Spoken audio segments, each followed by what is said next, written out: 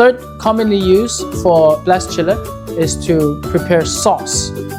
A lot of the times, the sauce need to be created one day ahead of time because there's many different kinds of sauce. It is very unrealistic for the chefs to prepare all the sauce for different meals at the same night. This will be very inefficient for the chef.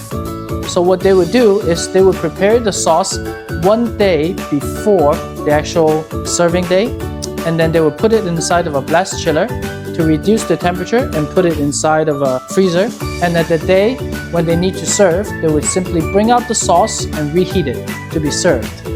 But one thing to keep in mind is after you use the sauce, after it's been heated up, you cannot refreeze it again. It has to be thrown out at the day when you use it. This is because when you heat up something, you're exposing it inside to the air, and also the sauce itself will be exposed to an unsafe temperature. So germs and bacteria will be able to generate inside the sauce already.